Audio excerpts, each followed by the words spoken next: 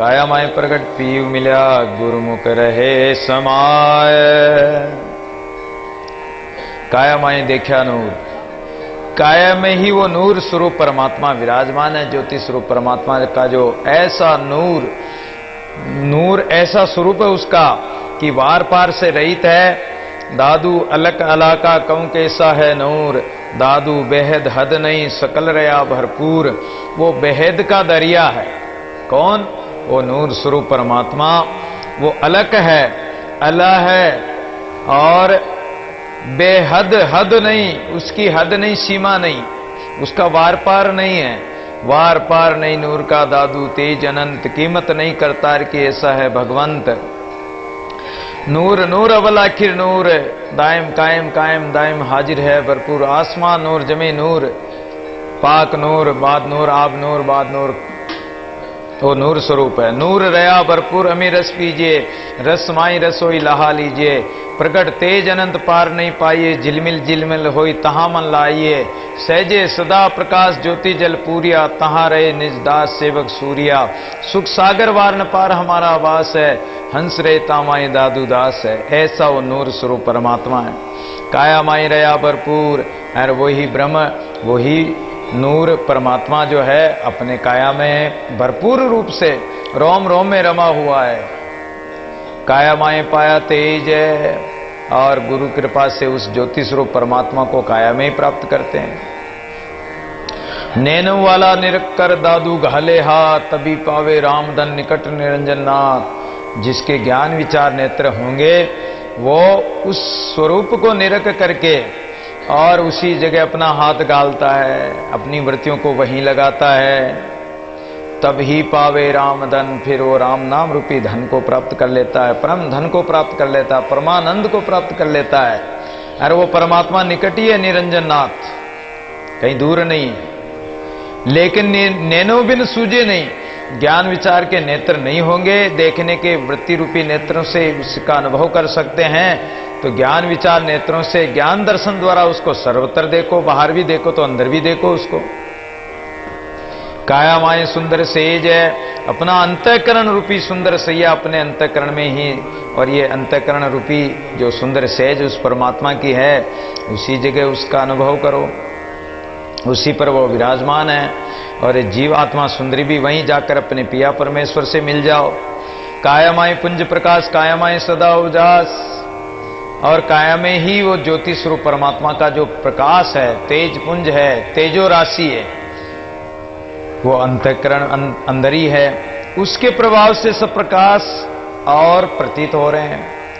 सूर्य, तारा, मणि, चंद्रमा, जितने भी जो प्रकाश करने वाले हैं वो सब उस परमात्मा की ज्योति से ही प्रकाशित है। काया माई झिलमिल सारा, झिलमिलाट करता हुआ ब्रह्म ज्योति का जो सार रूप है वो गुरु कृपा से अंदर ही देखा है। दादू नैनो आगे देखिया, आत्मांतर सोई, तेज पुंज सब भरया झिलमिल झिलमिल होई। काया माई सबते न्यारा, और काया के अंदर ही माही ते मन काट कर, और माही से संसार माया मोह से अपने मन को निकाल कर कहाँ रखना है? उस परमात्मा में रखना है। तो ये काया में रहते हुए भी परमात्मा भी काया से ब्रह्म अलग है, वो न्यारा है, और ये जीव आत्मा भी इस माया मोह से अलग निकलकर परमात्मा में मिलकर और संसार की आसक्ति राग को छोड़कर अलग परमात्मा में मिल जाता है। रहे न्यारा सब करे काऊ लिप्त न होई। परमात्मा भी सब में रहते हुए सबसे अलग है, वो किसी में लिपाईमान नहीं होता है। काया माई ज्योति अनंत, जिसका अंत नहीं आता है, आदि अंत से रहित ऐसी अपार ज्योति स्वरूप जो हमारे अंदर ज्योति जल रही है वो अंदर ही है। काया माई सदा बसंत है। बाहर होली महोत्सव मनाते हैं, बाहर उत्सव मनाते हैं तरह तरह के, उसी प्रकार हमारे अंदर भी आनंदोत्सव, जब सुखमना चलती है और आनंद की अनुभूति होती है, और उस समय ऐसा होली का महोत्सव, आनंदोत्सव, बसंतोत्सव का आनंद आता है, वो ऐसा सुख प्राप्त होता है कि उसका कोई वर्णन ही नहीं कर सकते हैं। संसार के, उसके पीछे संसार के सब सुख फीके पड़ जाते हैं। काया माई खेले फाग, काया में ही फाग बसंत खेलते हैं। काया माई सब वन बाग, जैसे बाहर में वन बाग बाग बगीचे होते हैं, उसी प्रकार हमारे शरीर में, हमारे अंतकरण में भी वही बाग है। बाग का मतलब जो फल देने वाले हैं, छाया देने वाले, सुख देने वाले, उसी प्रकार जो परमात्मा वृक्ष है और उसी वो जो भक्ति रूप और उसके फूल लगते हैं, ज्ञान रूप फल लगते हैं, आनंद प्राप्त होता है। दादू रंग पर खेलूं पीव सूते, 12 मास बसंत है, सेवक सदा आनंद है, जुग जुग देखूं कंत है। तो वहां फाग भी खेल रहे हैं और बसंत होली भी खेल रहे हैं। ज्योति अपार अनंता तय खेले फाग बसंता, अखंड ज्योति तय भयो प्रकाश, फाग बसंत जो 12 मास, वहां 12 ही महीने फाग होली खेलते रहते हैं। और उसी में ये बाग बगीचे इत्यादि सब उसी में।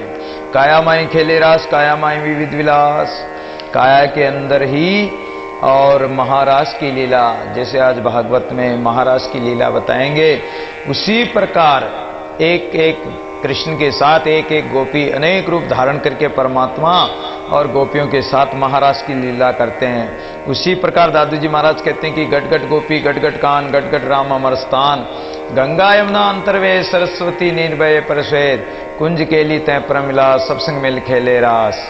तो घट घट में ही वो, और हमारे जो वृत्तियां हैं ये सब सखियां हैं, इंद्रियां हैं ये सब सखियां हैं, और कन्हैया है जो परम तत्व पुरुष है, उससे ये सब सखियां उनके साथ महाराज की लीला करती है। नाना विधि पिया रामरस केति भांति अनेक, दादू बहुत विवेक सो आत्मा विगत एक है। अनेक प्रकार से ये जीव आत्मा अपनी वृत्तियों द्वारा कभी भंवरा बनकर, कभी मछली बनकर, कभी हिरण बनकर, कभी क्या बनकर, हर प्रकार से आनंद रस को प्राप्त करते हैं। काया माए बाजे बाजे, काया माए नाद ध्वनि साजे, काया में ही अनंत बाजे बज रहे हैं, अखंड धुनी हो रही है। और काया माए नाद ध्वनि साजे, वो नाद भी काया में ही बज रहा है।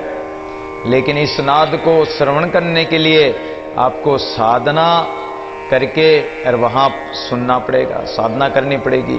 क्योंकि जब तक आप जैसे कहीं उत्सव हो रहा हो और आप अपने पैरों से चलकर उस मेले में नहीं जाओगे, वहां उत्सव में नहीं जाओगे, तब तक उस उत्सव का आनंद नहीं ले सकते हो। उसी प्रकार हमारी वृत्तियों द्वारा चलकर हमें सुमरण रूपी विधि के द्वारा अंदर उतरना पड़ेगा।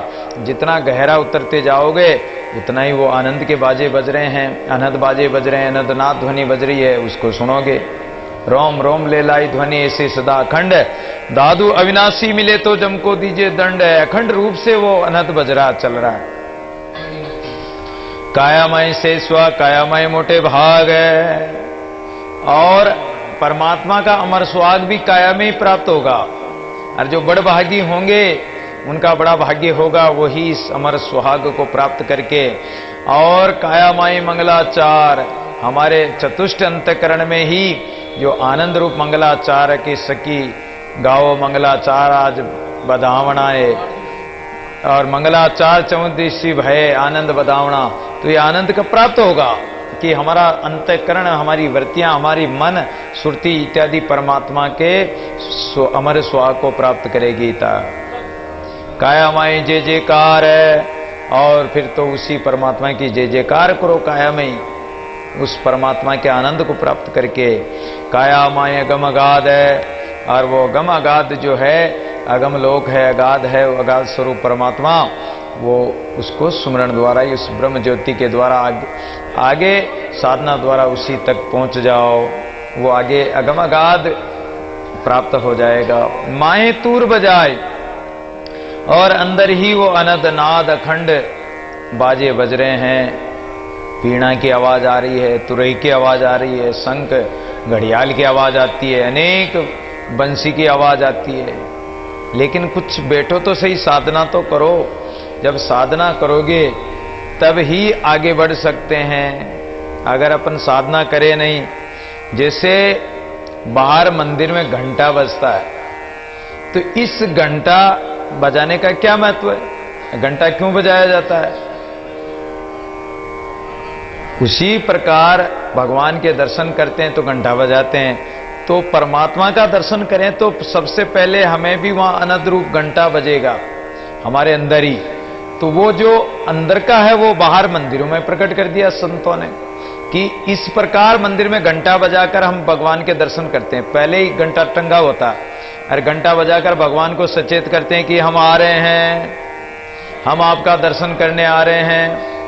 तो उसी प्रकार परमात्मा का जो दर्शन करना तो अनहद घंटा बजाकर ही आगे उस स्वरूप का दर्शन करेंगे। तो ये घड़ियाल बजाना, घंटा बजाना, शंख बजाना, तुरई बजाना, नगाड़े बजाना, ये सब उसी में आ जाते हैं। तो ये सब अंदर ही बज रहे हैं। दादू प्रगट पीव मिला गुरुमुख रहे समाय, पीव परमेश्वर कृपा करके, और गुरु की कृपा से वो परमात्मा प्राप्त हुआ है। आप लोग भी ऐसा साधन करके इस शोक मोह दुख दर्द शारीरिक मानसिक विकारों से निवृत्त होकर और आनंद मगन होकर गुरु वाक्यों में श्रद्धा करके भक्ति ध्यान योग ये सब कुछ अपने काया के अंदर ही प्राप्त कर सकते हो। ये साधना का स्वरूप गुरु ने हमें बता दिया है कि जो ब्रह्मांड में है वो काया में है। अब ये जो साधन बताए इन साधनों को हम करें, साधना करें, सुमरण करें गुरु ज्ञान द्वारा, गुरु के सानिध्य में गुरु के सत्संग प्राप्त करके, तो ये सब कुछ काया में ही अनुभव प्राप्त होगा। अब जैसे मैं आपको बता दूं कि रोटी खाने से भूख मिटती है, फल खाने से भी मिटती, कचौरी समोसा खाने से भी भूख मिटती है, लेकिन आपकी भूख केवल कहने मात्र से नहीं बुझेगी। भूख कब बुझेगी कि आप घर जाकर उसको रोटी बनाकर खाओगे, तभी भूख मिटेगी। तो इसलिए दादू जी महाराज ने कायाबेली ग्रंथ को पूरा करके और इस आज की कथा को यहीं विश्राम देंगे। कारण कि आज 21 तारीख है और आज ही पदयात्रा यहां से प्रारंभ होकर श्री दादू पदयात्रा प्रारंभ होकर और आमेर जाएगी। आमेर से कल प्रातःकाल यात्रा वहां से रवाना होगी जयपुर में, और दादूवाणी का स्वामी जी का संतों का जुलूस निकलेगा। अनेक जगह नाश्ता पानी वगैरह कलेवा पानी कराया जाता है।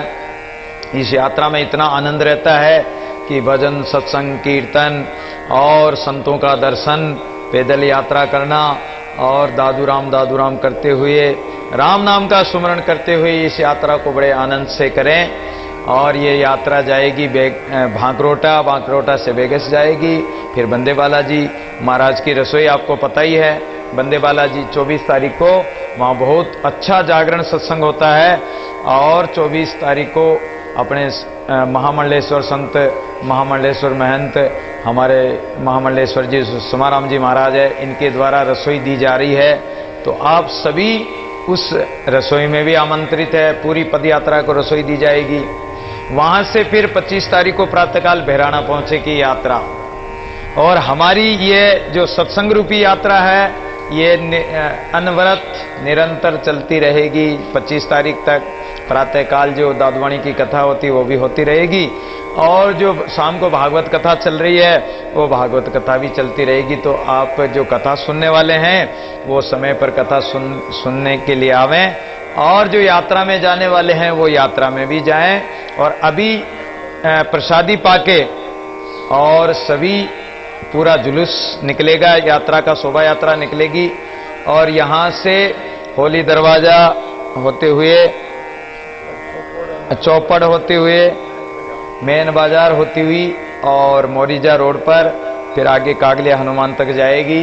वहां से वाहनों के द्वारा ये यात्रा आमेर पहुंचेगी। तो जो भी यात्री इस दादू पद यात्रा में शामिल होना चाहते हैं वो शहर से आएं और अपना सामान, अपना दरी, अपना लोटा, अपना गिलास, अपने ओढ़ने करने का सामान, चद्दर वगैरह अपने साथ रखें।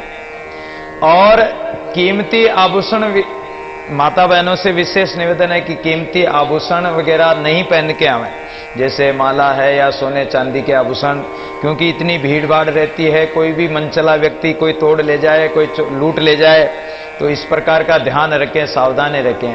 और दूसरी बात कि हर एक व्यक्ति को एक अपने पदयात्रा का एक बिल्ला लगाया जाता है जिसमें एड्रेस होता, नाम और पता और फोन नंबर होता है, ताकि कहीं कोई इधर उधर डुल जाए, भूल जाए, भटक जाए तो कोई भी उस एड्रेस को पढ़ के, कई माता बहनें पढ़ी लिखी नहीं होती है तो इधर उधर डुल जाती, मेले में भटक जाती, इधर कहाँ जाए, क्या मतलब कहाँ जाके खोजें, तो वो भटक जाती, उनको पता नहीं पड़ता।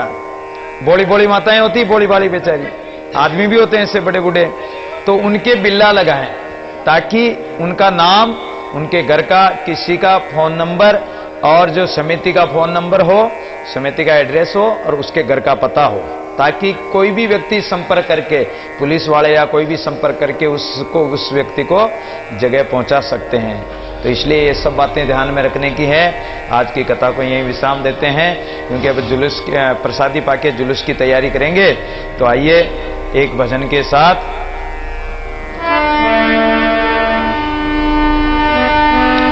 घट घट गोपी घट घट कान, घट घट गोपी घट घट कान, घट घट राम अमर स्थान, घट घट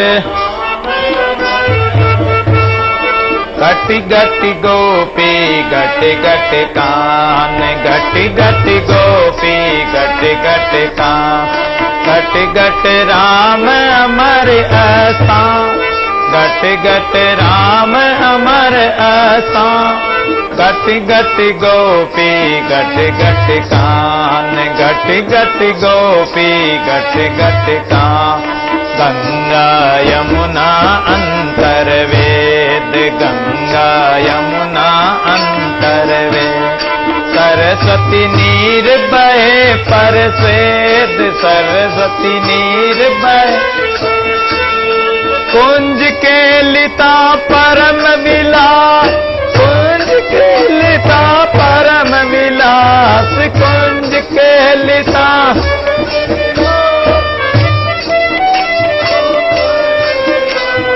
घट घट गोपी घट घट कान, घट घट गोपी घट घट कान, घट घट गोपी घट घट कान, घट घट गोपी घट घट कान, घट घट गोपी घट घट कान, घट घट गोपी घट घट कान, तह बिन बेना बाजे तू, तह बिन बेना बाजे तू, विकसे कमल चंद अरसूर, विकसे चंद कमल अरसूर, पूर्ण ब्रह्म परम प्रकाश, पूर्ण ब्रह्म परम प्रकाश,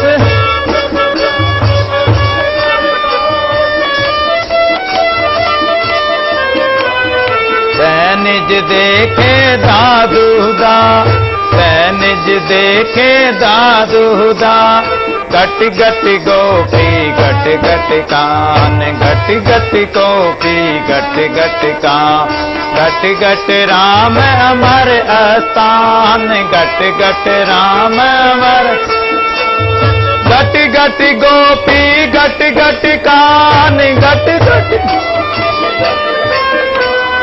घट घट गोपी घट घट का, घट घट गोपी घट घट का, घट घट गोपी घट घट कान, घट घट गोपी घट घट का, घट घट गोपी घट घट कान, घट घट गोपी,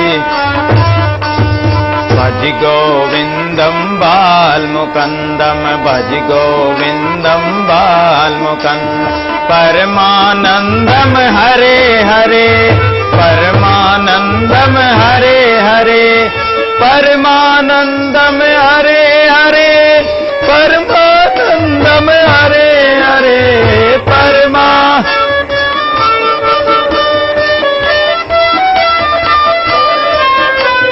परमानंदम हरे हरे, परमानंदम हरे हरे, दादू राम जय दादू राम, दादू राम जय राम, दादू राम जय दादू राम, दादू राम जय दादू राम, दादू राम जय दादू राम, दादू राम जय दादू